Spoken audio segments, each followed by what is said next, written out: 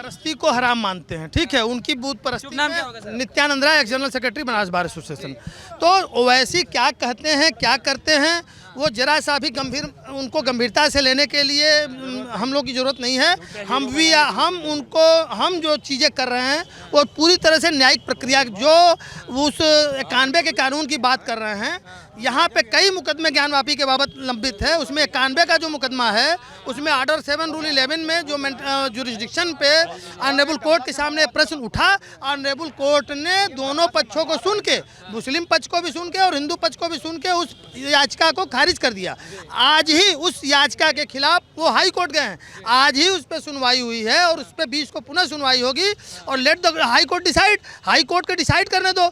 जब 91 का प्रश्न यहाँ से हम जीत चुके हैं लोअर कोर्ट से कि ये 91 का कानून इस मुकदमे पे लागू नहीं होता है। नंबर 1 बात, उसमें अभी हाई कोर्ट में याचिका लंबी, आज अभी 2 बजे से 4 बजे तक वहाँ सुनवाई हुई है, फिर 20 की डेट पड़ी है। 4 दिन बाद फिर सुनवाई होगी और 20 या 22 को वो आदेश आ जाएगा, ठीक है।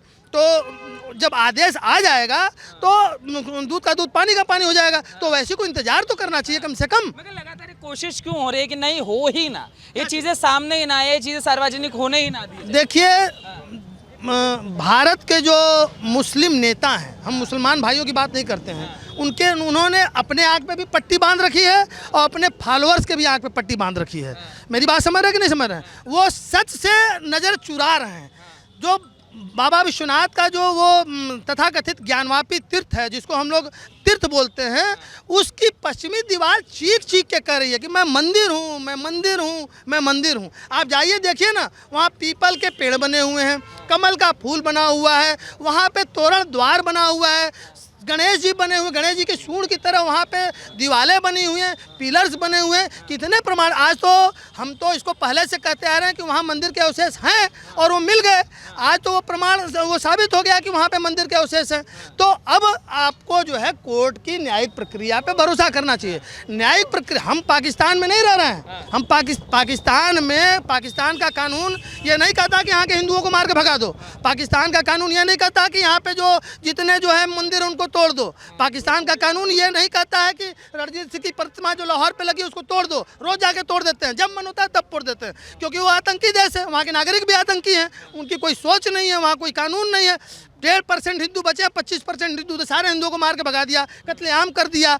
जितना बड़ा कत्लेआम 47 में हुआ है इतिहास में, आज तक उतनी बड़ी कत्लेआम कभी नहीं हुई थी।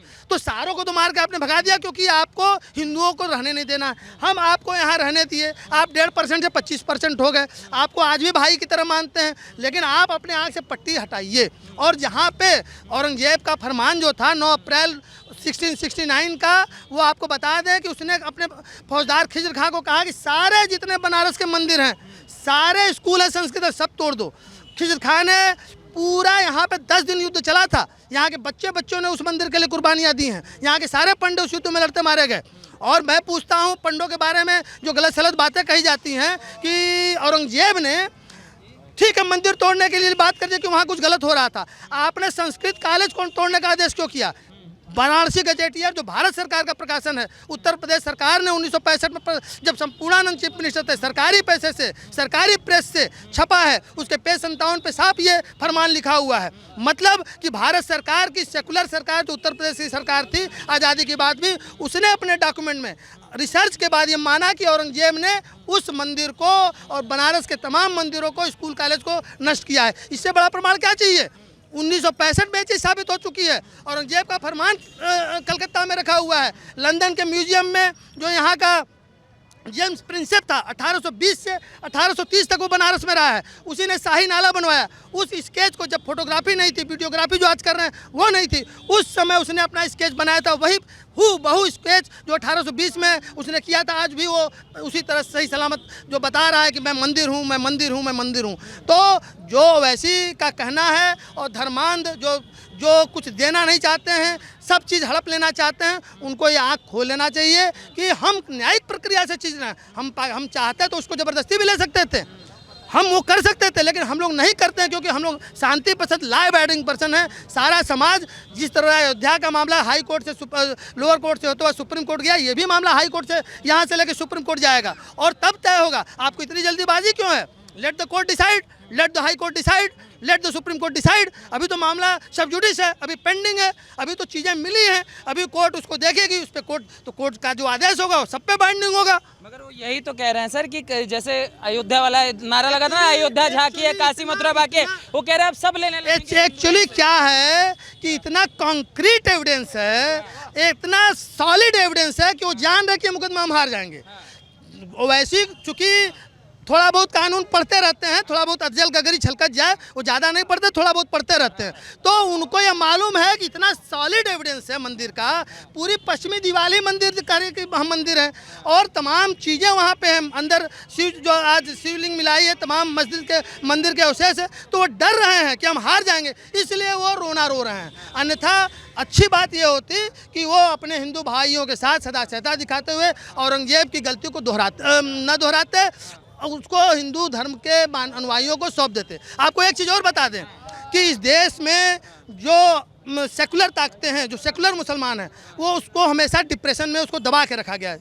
औरंगजेब के पैरेलल उसका भाई दारा शिकोह था, वो बनारस में इसी दाल मंडी के मोहल्ले में रह करके, जो पुरानी अदालत भवन थी जहाँ पे मिर्जा गालिब भी ठहरे थे, उस जगह पे रह के इसने सालों संस्कृत सीखा और संस्कृत का वो प्रकांड विद्वान था दारा शिकोह, इसी का सगा भाई, वो सेकुलर मुसलमान था। यहाँ के मुसलमानों को दारा शिकोह से अपने चैन को बैठाना चाहिए, न कि औरंगजेब से। दारा शिकोह ने वेदों उपनिषदों का अरबी में फारसी में अनुवाद किया था।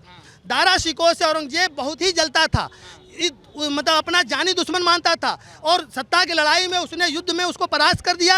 इस कारण जब वो शहंशाह बना तो उसने बनारस के मंदिरों के साथ साथ संस्कृत के विद्यालयों को भी नष्ट पाया कि कोई भी मुसलमान फिर संस्कृत पढ़ ना पाए, और इतनी बड़ी इल्म जो है, इतनी बड़ी जो विद्या है जो हम हिंदू धर्म की है, वेद है, उपनिषद है, पुराण है, उसको न पाए, इसलिए उसने स्कूल भी नष्ट करने का कष्ट किया। तो पहला जो हम अपने मुस्लिम भाइयों से कहेंगे कि अपने तार दारा शिकोह से बैठाएं।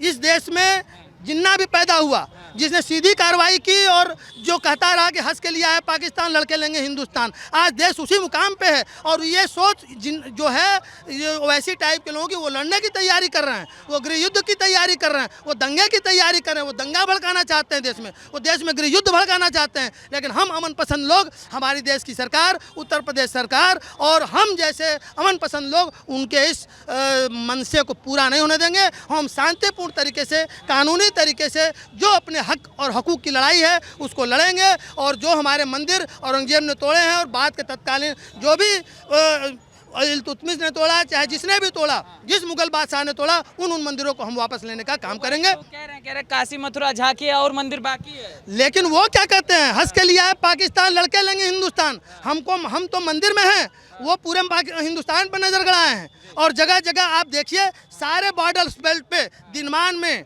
आज से 40 साल पहले, दिनमान में 40 साल पहले एक मैगजीन, जो पुरानी दिनमान बहुत बढ़िया मैगजीन हुआ करती थी, उसने ये आर्टिकल छापा कि जो है यहाँ पर बॉर्डर बेल्ट पे, नेपाल बॉर्डर पे, तमाम बॉर्डर पे एक खास माइनॉरिटी को प्लान्ड वे में बसाया जा रहा है। तो ये तो जानबूझ के अपने बॉर्डर बेल्ट पे जहाँ के पॉपुलेशन जिहाद करते हुए पॉपुलेशन इक्विलिब्रियम को डिस्टर्ब करते हैं, और उन जगहों पे इनका निशाना है जहाँ पे ये लड़ाई लड़ सके और देश को तोड़ने का काम से। इनकी सोच शुरू से देश के प्रति कभी भी लायल नहीं थी, आज भी नहीं है। ऐसे लोगों को मैं भारत सरकार से मांग करता हूँ कि दंगा हो इससे पहले, गृह युद्ध ये भड़कावे उससे पहले, इन जैसे सोच रखने वाले सभी लोगों को उठा के जेल में डाल दें, और यदि तब भी न माने तो इनके ऊपर एकदम से ट्रायल चला के इनको जितनी भी कड़ी से कड़ी सजा हो वो देने के काम। क्या शुभ नाम होगा सर? सुरेंद्र कुमार सिंह एडवोकेट। सुरेंद्र जी, जो आज चीज़ें हुई हैं, सर्वे जो हुआ है उसमें बताया जा रहा है कि शिवलिंग निकला है और सील करने की भी चीज़ें सामने आई है, और अब ये कहा जा रहा है कि शिवलिंग विलिंग नहीं है, वो फवारे का पार्ट है। मुस्लिम पक्ष कह रहा है। भाई कहने की बातें नहीं है। कल जो सर्वे हुआ, आज भी 3 दिन लगातार सर्वे हुआ है, आज भी सर्वे हुआ। आज उन्होंने वादी पक्ष के अधिवक्ता ने एप्लीकेशन डाला कि ऐसी चीज़ें वहाँ मिली हुई हैं, इसको सील कर दिया जाए। कोर्ट ने संज्ञान लेते हुए उसको तत्काल डीएम, कमिश्नरेट और वहाँ के सीआईएसएफ के जो कमांडेंट हैं उनको आदेशित किया गया है कि पूरे जितने एरिया को सील कर दिया जाए, कोई साक्ष्य न भंग होने पाए, क्योंकि उसी पर डिसीजन होना है। और इसके बाद वहाँ पर युवा की सिर्फ 20 मुसलमान ही वहाँ नमाज अदा करेंगे। स्पष्ट कोर्ट में आदेश किया है कि 20 से ज़्यादा वो नहीं उपस्थित होंगे वहाँ पर, तो 20 ही मुसलमान वहाँ पर रहेंगे, वहीं नमाज अदा करेंगे। इसके अलावा कोई सबको जाने की प्रतिबंध कर दिया गया है, पूरी एरिया को सील कर दिया, ऐसा कोर्ट ने आदेश किया। कौन कहता क्या नहीं कहते। अब मामला जब न्यायालय में तो न्यायालय ही उसका डिसीजन करेगा, इसके अलावा और कुछ बातें वहाँ पर नहीं है। जो बातें कही जा रही सब गलत है। सर्वे में जो आया है, जो एप्लीकेशन पड़ा, उसको हम लोग जानते हैं, उसी को मानते हैं। और उसकी वीडियोग्राफी हुई है, सारी वीडियोग्राफी आएगा न्यायालय में, न्यायालय को देखा जाएगा उसमें। पहला दिन जब सर्वे का था सर, तब लोकतंत्र में भीड़ तंत्र हावी होता हुआ दिखाई दिया। ये जो तरीका है कि अब सड़कों पे फैसले होंगे, जैसे दिल्ली के शाहीन बाग में हुआ, फिर काशी में जिस तरीके की चीज़ें देखने को मिली, आप लोग अधिवक्ता हैं, वकील है, कैसे देखते हैं सर, ये लोकतंत्र के लिए क्या स्वस्थ है? दिल्ली में शाहीन बाग वहाँ पर क्या था, वो केजरीवाल क्या को नहीं मतलब है। यहाँ योगी बाबा की सरकार है, यहाँ पर रोड शो नहीं होगा, जो होगा सही होगा, कानून के हद में जो आएगा वही होगा, कानून से जो बाहर जाएगा उसको भुगतना पड़ेगा। ये मेरा बनारस है, यहाँ सब कुछ जो होगा ठीक होगा। जब रोड शो होगा तो बुलडोजर शो भी होगा, है ना, बात समझ लो। हाँ, बाबा के यहाँ नहीं चलेगा। तो कह रहे हैं बाबा आ गए, बाबा आ गए, वहाँ भी कहा जा रहा है कि शिवलिंग प्रकट हुआ, हर हर महादेव के नाम इन्हीं के नाम पर ना योगी बाबा बाबा हुए हैं, वही असली बाबा हैं। हाँ, वहाँ स्वयंभू हुए थे कौन, रामलला, और यहाँ भोलेनाथ। अब भोले के त्रिशूल पर ये नगरी है, आपको पता है। यहाँ मरेंगे तो सीधे मोक्ष के द्वार जाएंगे। यहाँ भोलेनाथ भोलेनाथ करिए और किसी चीज़ की जरूरत नहीं है। बनारस में आदमी लंगोटा पहन के ज़िंदगी बिता देता है, एक तो गमछी जो कंधे पे आप लिए हुए हो, आप जानते हो। न सुबह न काशी में यहाँ कोई भूखा मरता है, पहली बात तो यह जान लो। और मज़े लो यहाँ रह करके, काशी में रहो, यहीं वीडियोग्राफी फोटोग्राफी करो, कभी भूखे नहीं सोओगे, और सारा ऐश्वर्य यही है। मतलब वकील साहब लगातार विरोध हुआ कि सर्वे ना हो, अरे सर्वे विरोध छोड़ो, सर्वे काशी का इतिहास का ये है कि भोलेनाथ पार्वती जी को जब ले करके यहाँ आ गए काशी में, तो ऐसे नंगे रहते थे छाल लपेट के, पीछे वाला बहु खुला, तो सारंग देव उनके साले थे। वो आए और जुलाई का महीना था, उस समय सावन भादो रहा होगा, वरुणा पूरा उफनाई हुई थी। तो सारनाथ के टीले पर रुक गए, राजकुमार थे, रावटी लगी जब उनकी, बहुत उनको चिंता थी कि हमारी बहन को लेके चला गया एक तो फकीर टाइप का आदमी जो है, फकड़ी, कैसे उसका जीवन बीतेगा। तो तमाम बैलगाड़ियों पर सोना चांदी और गृहस्थी का सामान लाद करके सारंग देव आए हुए थे। तो उन्होंने देखा कि जब रात हुआ, संध्या हुआ, तो दक्षिण दिशा से ढोल मजीरे डमरू धम धम की आवाज़, बड़ा अजीब शोर, और एक लगा कि जैसे आग लगा हुआ है चारों तरफ। तो उन्होंने अपने महामंत्री से पूछा कि आखिर क्यों ये ऐसा शोर हो रहा है, आग लगा है क्या? मैं आपको पौराणिक कहानी बता रहा हूँ, आग लगा है क्या? उन्होंने कहा कि पता करो। तो किसी से उन्होंने पता किया, उन्होंने कहा पता होता नहीं, आग वाग नहीं लगा है, क्योंकि कि पूरी नगरी स्वर्ण की है, सोने की, और सब लोग अपने घरों के सामने बड़े बड़े दीप जलाए हुए हैं, और महादेव पार्वती जी के साथ निवास कर रहे हैं, और सब लोग भांग खा करके और गांजा पी के और धतूरा पी करके और ढोल मजीरे बजा रहे हैं, उत्सव मना रहे हैं।